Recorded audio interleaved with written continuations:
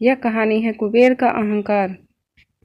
यह एक पौराणिक कथा है। कुबेर तीनों लोकों में सबसे धनी थे। एक दिन उन्होंने सोचा कि हमारे पास इतनी संपत्ति है, लेकिन कम ही लोगों को इसकी जानकारी है। इसलिए उन्होंने अपनी संपत्ति का प्रदर्शन करने के लिए एक भव्य भोज का आयोजन करने की बात सोची। उसने तीनों लोकों के सभी देवताओं को आमंत्रित किया।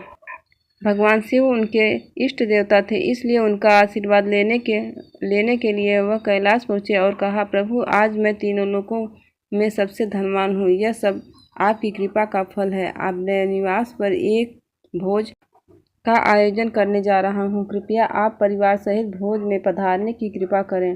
भगवान शिव कुबेर के मन का अहंकार ताड़ गए। बोले, बस मैं बूढ़ा हो चला हूँ, कहीं बाहर नहीं जाता। कुबेर गिड़गिड़ाने लगे, भगवान, आपके बगैर तो मेरा सारा आयोजन बेकार चला जाएगा। तब शिव जी ने कहा, एक उपाय है। मैं अपने छोटे बेटे गणपति को तुम्हारे भोज में जाने को कह दूंगा। कुबेर संतुष्ट होकर लौट गए। नियत समय पर कुबेर ने भव्य भोज का आयोजन किया। तीनों लोकों के देवता पहुँच चुके थे।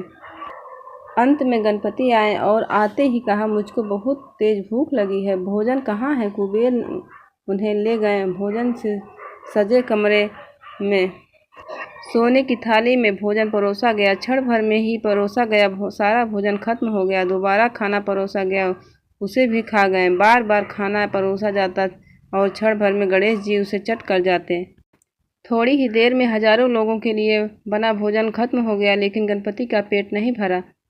वे रसोई घर में पहुँचे और वहाँ रखा सारा कच्चा सामान भी खा गए, तब भी भूख नहीं मिटी। जब वे सब कुछ खत्म हो गया तो गणपति ने कुबेर से कहा, जब तुम्हारे पास मुझे खिलाने के लिए कुछ था ही नहीं तो तुमने मुझे न्योता क्यों दे दिया था? कुबेर का अहंकार चूर चूर हो गया। इसलिए कहा जाता है कि अहंकार कभी नहीं करना चाहिए।